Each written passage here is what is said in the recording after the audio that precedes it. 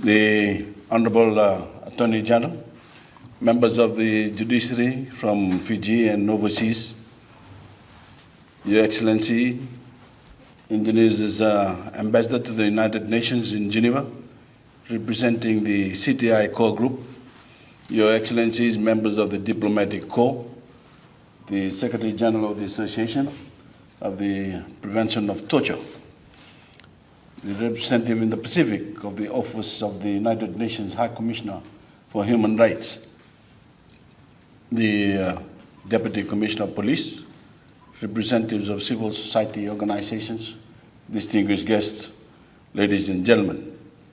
Bulavinak and a very good morning to you all. Fiji is delighted to be hosting this regional workshop excuse me,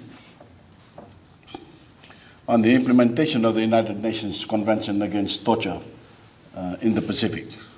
And while I'm told that it is largely technical in nature, I'm delighted as Prime Minister to be here to open it, to explain the great strides that Fiji is making in the area of human rights, and to urge other Pacific nations to join Fiji and the other two countries in the region, Vanuatu and Nauru, that have already ratified UNCTAD.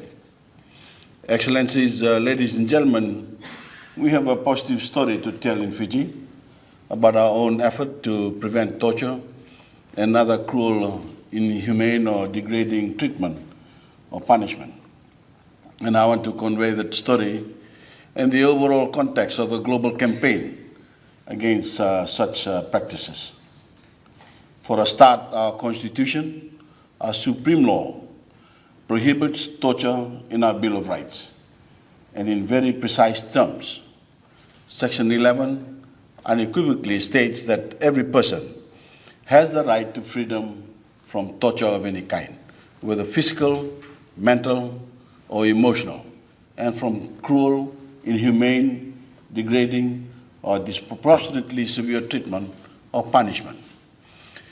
It further states that every person has the right to security of the person, which includes the right to be free from any form of violence, from any source at home, school, work, or in any other place. The statement of our values as a nation establishes for the Fijian people one of the strongest constitutional protections against torture in the world.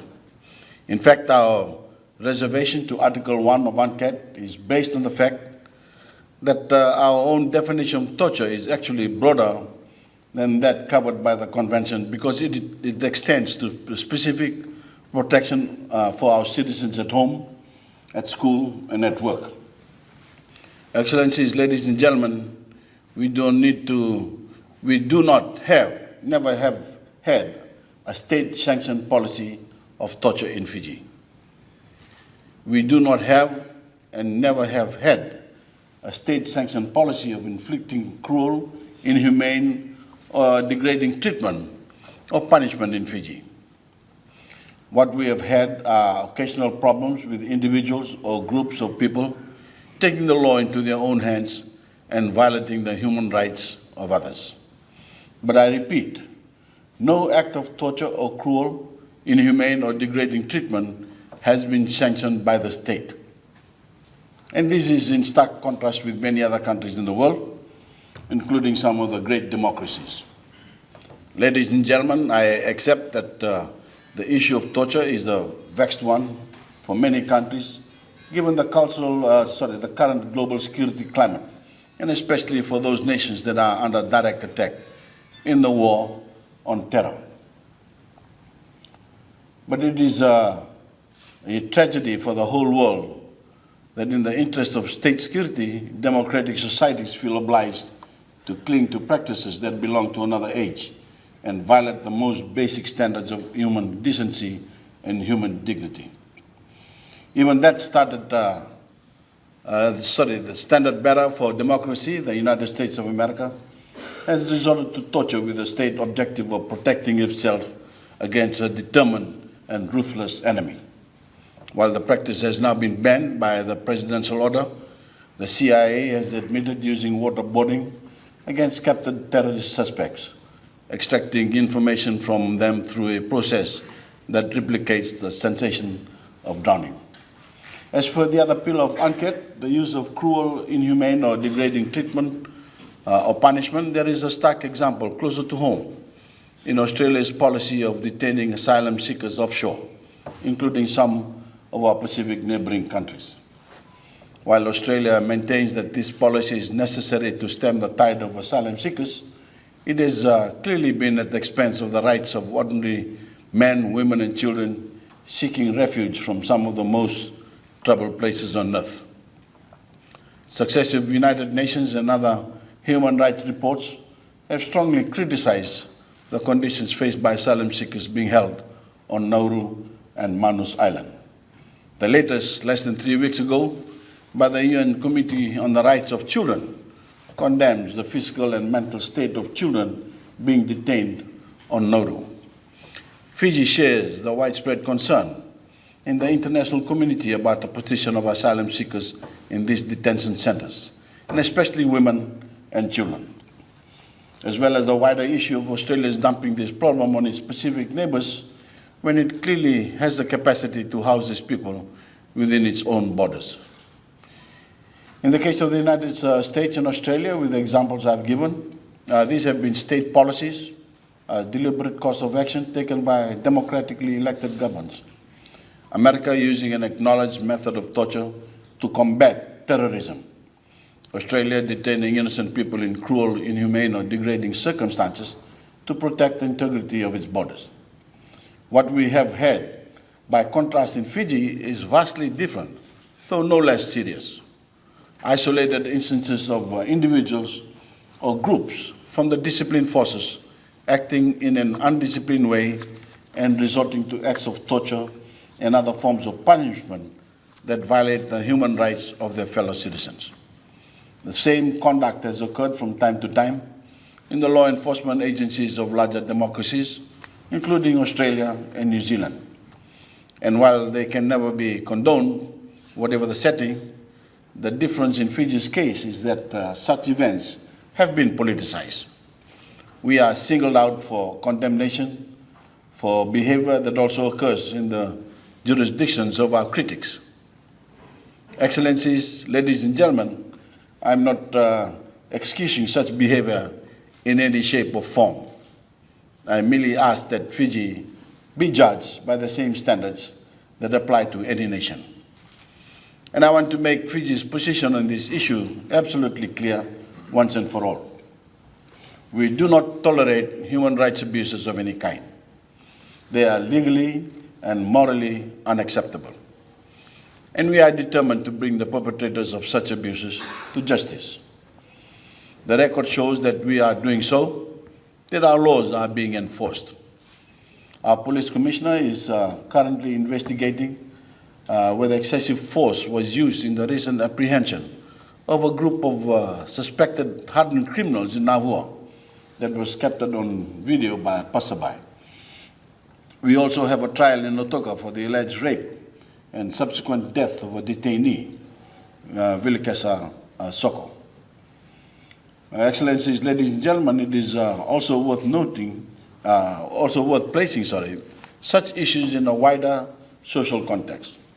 We have had a long culture in Fiji of people resorting to violence, whether it is against women in the home, instilling discipline in our children, or the police attempting to extract confessions from criminal suspects.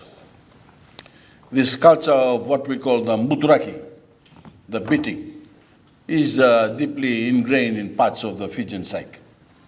But it is simply not acceptable in the modern age. So we have embarked on a process of culture change, starting in the nation's schools. There we have banned corporal punishment in the hope that if children are beaten institutionally, they don't grow up beating others.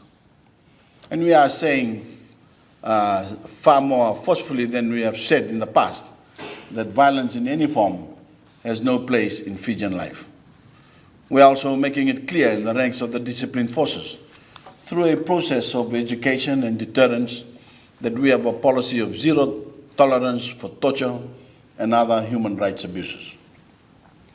Whatever may have occurred in the relative turmoil of the past, we have drawn a line under such behavior, a line under the past. The provisions in our Constitution prohibiting such practices must be respected and without exception. And this applies especially to our law enforcement agencies. Excellencies, ladies and gentlemen, we are also seeking the engagement of the international community to assist us in this effort. I want to publicly thank the European Union for its invaluable assistance to Fiji through our Access to Justice program. And I want to thank both the British government and the United Nations Development Program for the contribution they are making to raise standards in the Fiji police. We regard Britain, with its tradition of enlightened policing and its historical links to Fiji, as a strong role model. And we are seeking closer ties with the law enforcement agencies of the United Kingdom. In particular, we seek assistance to improve the training of our police officers in modern investigative and questioning techniques, because better training is clearly the key to a better overall performance on the part of our law enforcement officers.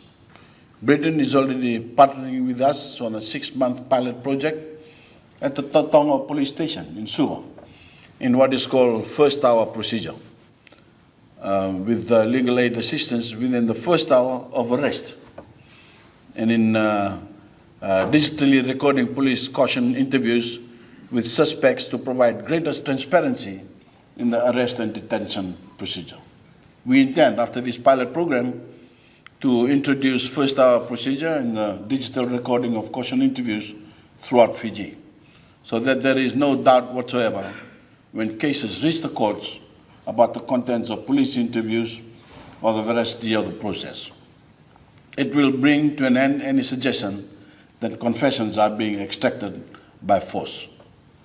Excellencies, ladies and gentlemen, I know that many of the challenges which we face in Fiji will be familiar to some of you from other Pacific nations, but I urge you all to seriously consider ratifying UNCTAD.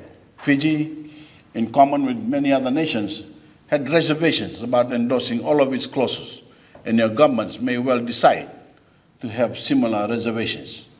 But this is no impediment to ratification. And if more Pacific nations do so, this will send a powerful signal from our own region to the rest of the world about our commitment to human rights and human dignity. I want to close by saying that Fiji stands ready to assist any of our neighbors with the ratification process. On behalf of the Fijian people, I warmly thank the members of the Convention Against Torture Initiative, and especially the representative of the core group, His Excellency the Permanent Representative of Indonesia to the United Nations in Geneva. I also want to especially mention the Secretary General of the Association for the Prevention of Torture, Mark Thompson. Mark grew up in Fiji, and we were childhood neighbors at Natambua in Lotokan. So welcome home, Mark. And Vinaka for what you're doing to promote the rights of people around the world. A warm welcome to all our international visitors, and I hope that beyond the conference venue, you get to see some of the beautiful country and experience our world-famous hospitality. And I now have great pleasure to officially open this regional workshop on implementing the United Nations Convention Against Torture. Thank you.